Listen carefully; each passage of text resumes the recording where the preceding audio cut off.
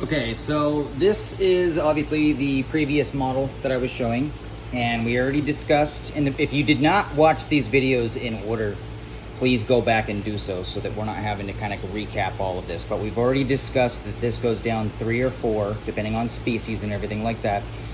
So, moving forward from this, right, if you go back, watch all the previous 8 videos, and then you'll get here and you'll understand further what I was already discussing in the previous one too, about the abilities for finnage and blah blah blah blah blah, right? So, all right, a very very viable tactic, but in the beginning can be risky, right? Because, so let me word this. Okay, so let's say you make this main group, because you'll notice here that this main group in the middle crosses with both these lines, so it has a double dose of this, right? And that's perfectly fine, because then you come back down here and cross it again, right? So it's like you did as thorough of a job of meshing 3 as you could. But anyway, this here, what you can do, depending on your confidence of your line you're working with, right, that you're creating and maintaining, is you can have this one here be your main, you can consider this like your main line, right? And use these 2 as balancers. So I was discussing a lot of the really, really hard traits to be able to get in beta, right? Using it as an example, including finnage. Well, sometimes you can't always get what you want. So you have to be able to balance. And so one of the most important things to be keeping in mind with everything too is, let's say that you have, 2 examples that you're just like, holy cow, these are just dead on except for this feature. So what you're going to want to do is, so long as it's within reason, you're going to want to find a balancer, right? So obviously we're not crossing these 2 here, but down the road we will. So one thing that you can do is you can choose 2 traits that you want to consistently breed a balance line with, right? Still very beautiful, still gorgeous, everything like that. By all means, totally sellable. But you want to have that ability to bring these balances in, right? If it's not needed, great. Like, who cares? You just seared it in even more. Kudos to you. If you are seeing some kind of imbalance based on whatever breedings you're doing, right, on certain features, then again, you can use these. And I've shown people actually how to do this before. With betas that had small pectorals and such like that, right? Or finnage that was way less than ideal. And it is consistent like clockwork. You can fix it.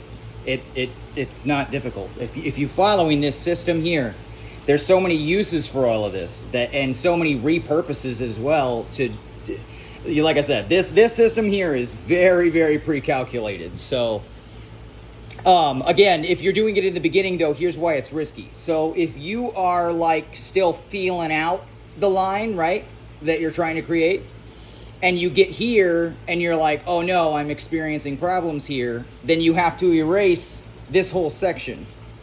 Then you only have these 2 to work with, which I showed on the previous video an example of. Then that would just be the 2 groups, in which case you would cross the 2, bring it down, and then recreate here.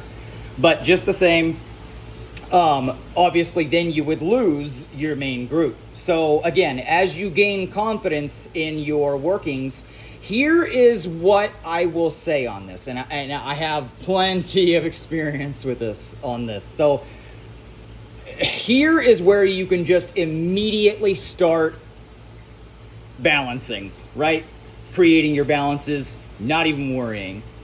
If you are taking several bloodlines of your own to create a new, then you already know you did the work to eradicate all the negative traits here. You've already done all the checks and balances there, and now you're working with clean everything right here, so you don't have to worry about having problems down here. So if that's the case, then you can by all means full speed ahead, full confidence, and it can actually work out in your favor too, because while you're breeding for these, you are actually even making it just that much further as far as like the when you're crossing these two for counting as an outcross.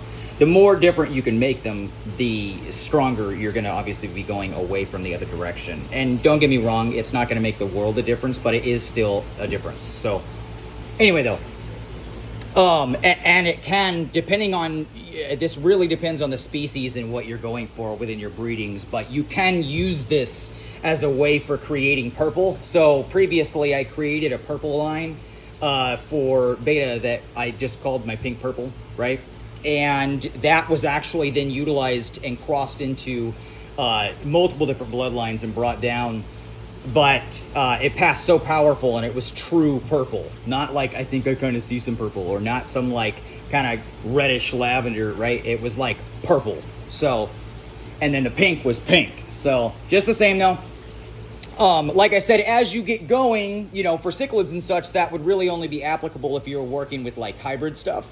And in that case too, though, this, what I just said, would be very applicable. So again, the more you understand the genetics you're working with, and the more you can understand, you know, and know that the cleaning and cleansing has already been done, then you can feel much more confident going down this right from the beginning to be able to get where you want to go. So that's why I say, as you go and you're utilizing these programs, right, your abilities to be able to create so many new things become that much faster. Because now, let's say this is just hybrid stuff, right?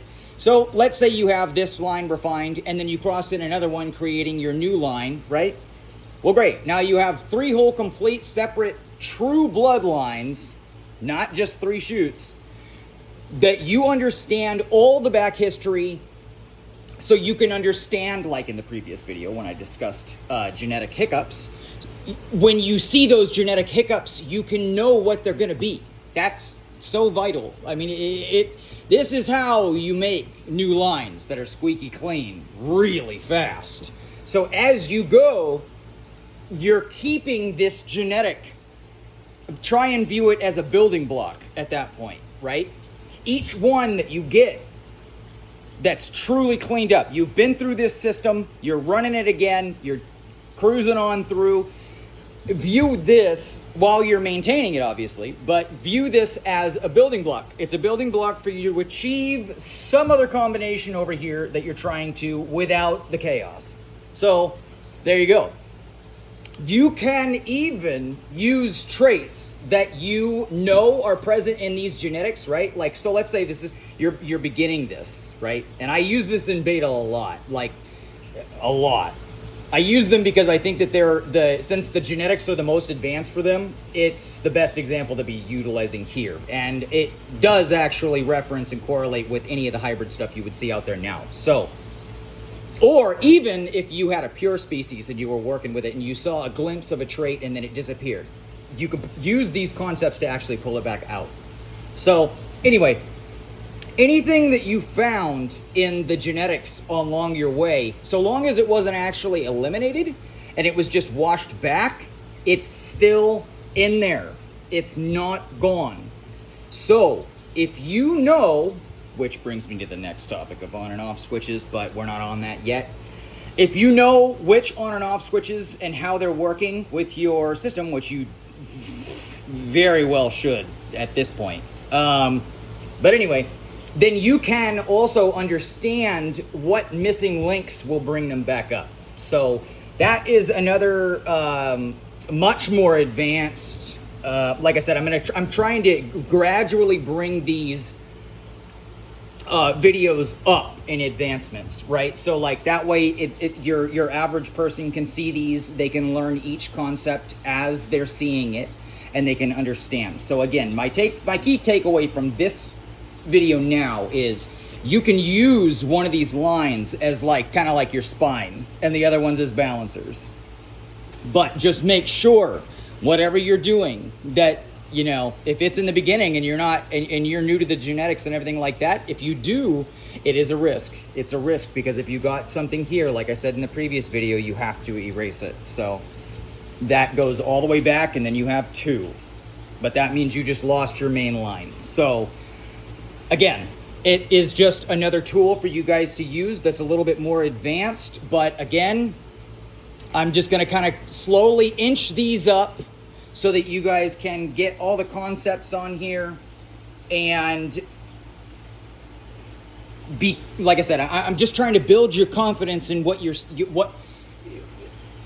get you to chase your dreams, right? I'm trying to get your wheels turning. I'm trying to give you all the tools that you would need to be able to swiftly and accurately and, pre-calculated, dialed in success. I just want to see everyone succeed. I don't want to see anyone failing. So again, I hope you guys can utilize these videos a lot, and I hope that at the very least they're getting your wheels turning. These concepts are, like I said, very, very, very consistent. So it's not like I'm trying to teach you guys anything at all that's like one-hit wonder. No, it's recreatable every freaking time. So so long as, like I said, so long as in the previous one, so long as this is strong, everything else is consistent. So again, I'll kind of end this video. It's at 11 minutes. I hope that you guys found this part to be interesting. And again, too, if you're starting up here with bloodlines that you already did all this work with, then you do not have to venture into this zone with fear. You can be confident because you already know all the history back and what all you cleaned and what you've seen, what you haven't seen, etc. And in which case, it can actually be very beneficial to just use this main bloodline. Keep in mind too, I want to just throw one more thing out there. Let's say you're like, well, that is a bunch of space. Well, I mean, honestly, guess what? If you do this and you have one main line, depending on how crazy you are about the line that you're doing, or if you're actually trying to just test if you can create something, right? Or refine it, then you can have these two side groups being smaller. You know what I mean? It's like you can. It's going to hinder you because obviously numbers always play in your favor for achieving something faster. But at the same time, it isn't required. So you can have just one line here that is like your main production line, and then these are your outcrosses. View them like your outcross lines and your stabilizers, right? So balancers, whatever you want to call it. And then that way you always have what you need to splash back into your thing and keep going. So again, I'm just trying to give you guys the tools. So hopefully you guys like this video.